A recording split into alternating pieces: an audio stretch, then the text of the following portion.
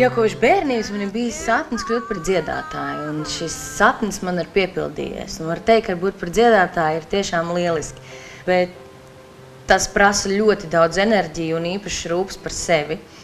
Un tāpēc man nāks ļoti bieži domāt arī par savu sejas ādu. Ja veselīgam dzīvesveidam talkā nāk palīgs sejas kopšanā, tas ir lieliski. Mans pēdējā laika labākais atklājums ir brown face. Sejas kopšanas komplekts. Sejas attīrīšana un epilācija vienā ierīcē. Koncerti, uzstāšanās, prezentācijas, tā vienmēr ir milzīga atbildība pret katru klausītāju un skatītāju. Un tāpēc man vienmēr ir svarīgi gan labi nodziedāt, gan arī labi izskatīties. Taču, esot uz skatuves, vienmēr ir šī biezā grimkārta, kas nepavisam nav labi sejas ādai. Bet brownface birstīte maigi un saudzīgi noņem kosmētiku, un turklāt sejas āda pēc tam izskatās vēl labāk nekā pirms grimu uzklāšanas. Un tā masāža. Simtiem mikrovibrāciju uzlabo man asinsriti un liek manai sejas ādai izskatīties un justies lieliski.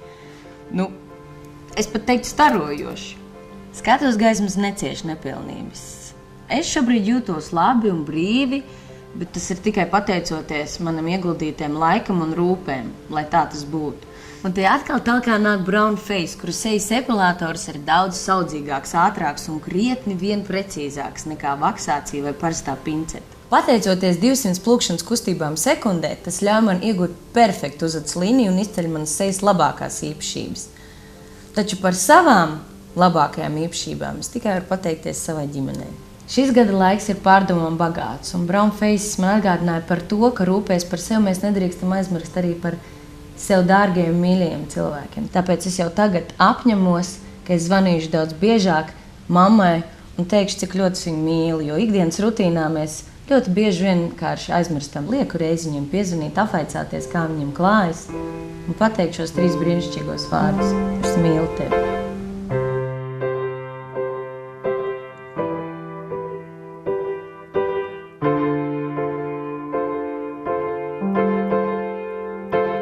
Un brīvību.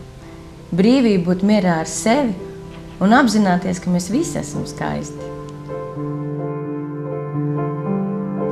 Iegūsti nevainojumu gludu sejas ādu ar brown face un esi brīva.